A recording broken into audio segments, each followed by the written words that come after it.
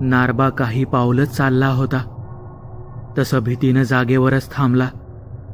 तो घाबरला, पण यासाठी नाही की अजूनही ते मृतदेह त्याच जागेवर तसेच लटकत होते, तर यासाठी की यावेळी त्या प्रेतांचे डोळे सताड उघडे होते. आणि इतकंच नाही तर त्या मृतदेहांची रखरखती भेदक नजर नारबावरच रोखली होती. त्याच्या चालण्यासोबत त्या मृतदेहांची नजरही नारबाचा पाठलाग करू लागली. चालताना प्रत्येक पावलापावलावर मशालीच्या लाल तांबड्या प्रकाशात दिसणारे ते मृतदेह, त्यांची विस्फारलेल्या डोळ्यांची भेदक नजर, चेहऱ्यावरचे भयान भाव, हे सगळं पाहून नारबाच्या काळजाची धडधड मात्र कमालीची वाढली होती.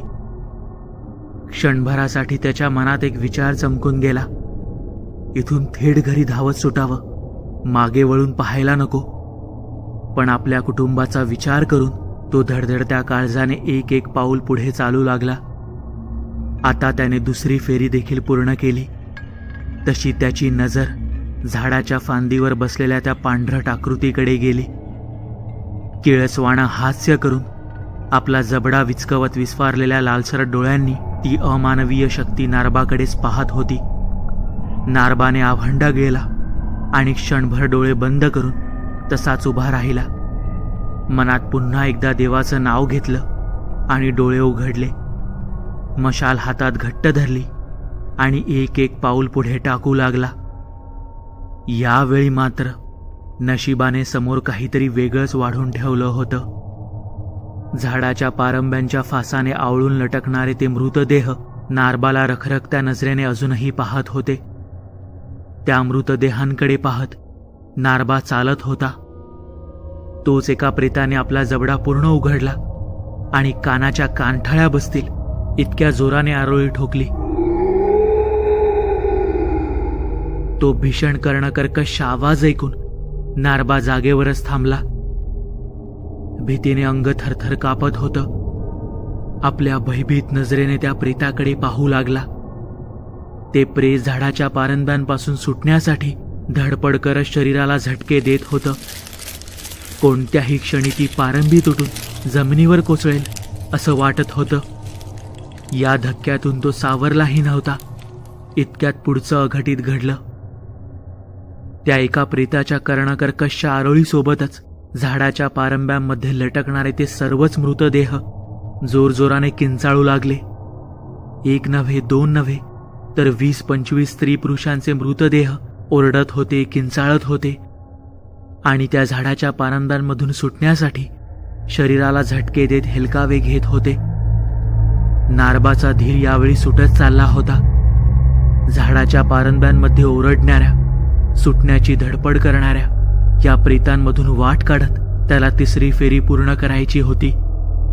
पण तो आक्रोश, ते रडणं, ओरडणं हे सगळे ऐकून त्याचे पाय पुढे जाण्यासाठी उचलत नव्हते. पण जावं तर लागणारच होतं आणि त्याने चालायला सुरुवात केली. त्या पारंब्यांमधून वाट काढताना हेलकावे घेणारे ते मृतदेह त्याच्या शरीराला धडकत होते. आजूबाजूला होत असलेल्या या भयान हालचाली, ही किळसवाणी दृश्य, यामुळे जणू त्याच्या अंगातली सारी शक्ती संपली होती. अंग घामानं चिंब भिजलं होतं. तसाच तो एक एक पाऊल पुढे टाकत होता. तोच एक पारंबी तुटली आणि धपकन एका स्त्रीचा मृतदेह जमिनीवर आदळला. हिरवगार नऊवारी लुगडं नसलेल्या त्या स्त्रीचं सडलेलं काळकुट्ट शरीर आणि खोबणीतून बाहेर आलेले डोळे पाहून नारबाचा धीरच सुटला. रांगत सरपटत ती महिला नारबाच्या दिशेने झपाट्याने येत होती. ती आणखी पुढे येणार, तोच नारबानं आपल्या हातातली पेटती मशाल तिच्या तोंडासमोर धरली आणि तिचा विद्रूप भयानक चेहरा पाहून तो सुन्नस झाला. तिच्या सावळ्या चेहऱ्यावरून सडलेली त्वचा गळून खाली पडत होती. केसाचा तर अक्षरशः पिंजराचा टोप झालेला. तोंडातील लाळेसोबत येणारे रक्त तिच्या गळ्यापासून छातीपर्यंत पसरलं होतं. हातातील मशाल पाहून ती ओरडत किंचाळत होती. सोबत सर्वच प्रेत ओरडण्याचा आवाज परिसरात घुमू लागला. पण त्याहीपेक्षा भयानक आवाजात झाडावर बसलेलं ते काळं मांजर ओरडू लागलं. त्या प्रेतांपेक्षा भयान आवाज त्या मांजराचा येत होता. तशीच धावत तिसरी फेरी देखील नारबानं पूर्ण केली आणि सारं काही एकदम शांत झालं. कसलाच आवाज, कुणाचंच ओरडणं किंचाळणं ऐकू येत नव्हतं. होता तो अधूनमधून येणाऱ्या रातकिड्यांचा आवाज. नारबाचं सर्वांग आता घामानं चिंब भिजलं होतं. काळजात भीती होतीच आणि शरीरही बरंच थकलं होतं. तिन्ही पण फेऱ्या पूर्ण केल्या. नारबानं त्या फांदीवर बसलेल्या आकृतीकडे पाहत उद्गारलं. तशी ती पांढरी आकृती म्हणाली, मघाशी मांजराने उकरलेल्या जागी खड्डा खण. नाईलाजाने नारबाने हातातली मशाल जमिनीत एका ठिकाणी रोवली आणि बाजूला ठेवलेल्या कोयत्याने ती जमीन खोदण्याचा प्रयत्न करू लागला. जमीन कमालीची भुसभुशीत होती. एखाद्या लाकडी काठीने देखील खणता येईल इतकी मौशीर माती होती.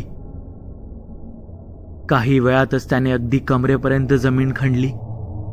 तसं त्याच्या हाताला काहीतरी कठीण वस्तू लागली. लाकडी पेटीसारखं काहीतरी होतं. त्या कोयत्याचा घाव घालताच वरचं कुजलेलं लाकूड फुटलं. बाजूची मशाल हातात घेऊन पाहिलं तर आत मानवी हाडांचा एक सांगाडा दिसला. मांस केव्हा सडून गेलं होतं. ते पाहून नारबानं त्या आकृतीकडे पाहिलं. आता मला तुझं भ्या नाही वाटत, पण मला जाणून घ्यायचं आहे तू कोण आहेस आणि काय झालं होतं तुझ्या संग. माझं नाव सर्जा. जंगलात राहायचो. आसपासच्या गावात दरोडे घालून लोकांना लुटायचं, बायकांची इज्जत लुटायची, हेच माझं काम. इथल्या एका सरदारानं मला पकडलं आणि राजाच्या हवाली केलं. राजानं माझा शिरच्छेद करायची शिक्षा दिली. मला तुरुंगात टाकलं. मृत्यूचा दिवस उगवला, पण माझा मृत्यू राजदरबारात नाही तर या जागी ठरला. राजासोबत त्याचं निवडक सैनिक आणि 7 मांत्रिक होते. सगळ्या मांत्रिकांच्या डोळ्यांवर काळ्या पट्ट्या बांधल्या होत्या. या वडाच्या झाडाखाली आधीच एक मोठा खड्डा खणून ठेवला होता. त्या खड्ड्याभोवती गोल बसून मांत्रिकांनी पूजा करायला सुरुवात केली. अग्नी पेटवला आणि त्या आगीत वेगवेगळ्या गोष्टींची आहुती द्यायला सुरुवात केली आणि मला तिथे समोर बसवलं. माझ्याकडे पाहत राजानं आपल्या मान्यातून तलवारीचं पातं काढलं. आगीच्या ज्वाळांनी चकाकणारं ते धारधार तलवारीचं पातं पाहून मला समजलं की पुढे काय होणार आहे. अग्नीसमोर हात जोडत राजा म्हणाला, आजवर तू खूप लुटलंस, आता रक्षण करावं लागेल. तलवारीचं धारधार पातं सपकन फिरताच फक्त गळ्याच्या शिरा तुटल्या. गरम रक्ताच्या चिळकांड्या उडाल्या आणि मी सरळ तडफडत या खड्ड्यात पडलो. आरव, पर तुला जंगलात का मारलं? नारबाच्या सर्व प्रश्नांची उत्तरं त्याला मिळाली. त्याने ती वस्तू बाहेर काढून हाताने स्वच्छ केली. तसे चंद्राच्या शीतल प्रकाशात त्याला पितळी रंगाचा धातूचा गोल दिसला.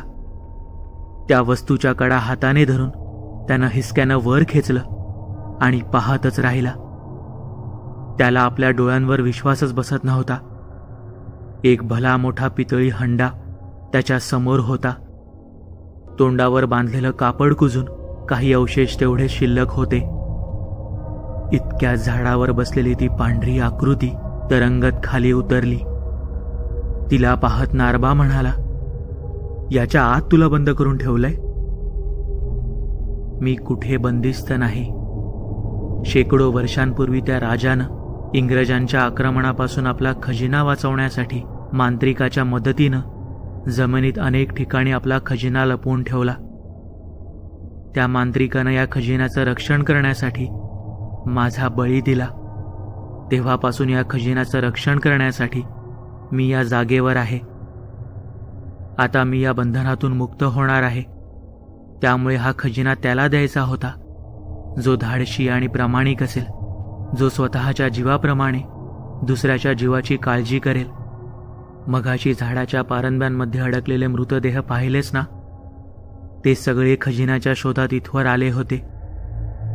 तंत्रमंत्र, काळी विद्या वापरून लहान मुलांचा बळी देऊन, इतकंच काय तर प्रसंगी पोटच्या मुलाचा बळी देऊन खजिना मिळवण्याचा प्रयत्न या लोकांनी केला. पण या खजिन्याचा रक्षक म्हणून माझ्या इच्छेविरुद्ध कोणीही या खजिन्याच्या जवळही येऊ शकत नाही. त्यामुळे सर्वांनी आपला जीव गमावला. पण तू मला प्रामाणिक, धाडशी आणि इतरांच्या जीवाची काळजी घेणारा वाटलास. आपल्या शेळीच्या पिल्लासाठी तू जंगली लांडग्यांसोबत लढलास. आपल्या आई वडील आणि बायकोसाठी या भयानक जागेवर एकटा आलास. मी सांगेल ती प्रत्येक गोष्ट केलीस, तेही स्वतःच्या जीवाची पर्वा न करता. इथून पुढे हा खजिना तुझा आहे. पण एक गोष्ट लक्षात ठेव, हा खजिना लोकांचा आहे. खजिन्यासाठी आपली माणसं गमावू नकोस. खजिना कसा वापरायचा ते तू ठरव. माझ्या अस्थींना अग्नी दे, म्हणजे मी मुक्त होईन. त्या साऱ्या अस्थी एकत्र करून नारबानं त्यांना नदीकाठी अग्नी दिला.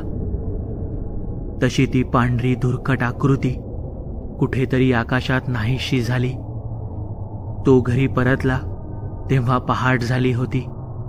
त्याला खजिन्याचं ठिकाण माहीत होतं, पण तरीही तो शांत होता. त्याची बुद्धी स्थिर होती. मनात कुठलाही स्वार्थ आला नव्हता, कारण त्याला मार्ग सापडला होता. दुसऱ्याच दिवशी बायकोला घेऊन तो जत्रेच्या खरेदीसाठी कोल्हापुरात आला. पण खरेदी करण्याऐवजी बायकोला घेऊन त्याने थेट जिल्हाधिकारी कार्यालय गाठलं. मनात ठाम विश्वास आणि दृढ निश्चय केला होता.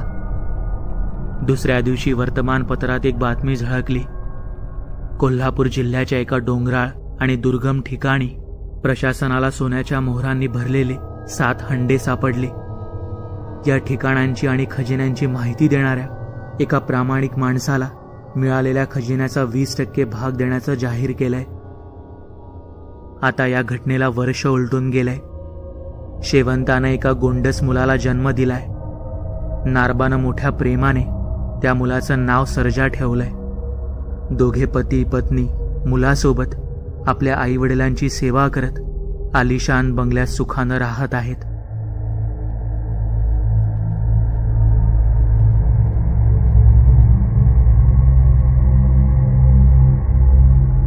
तुम्हाला ही कथा आवडली असेल तर या व्हिडिओला लाईक आणि शेअर करायला विसरू नका.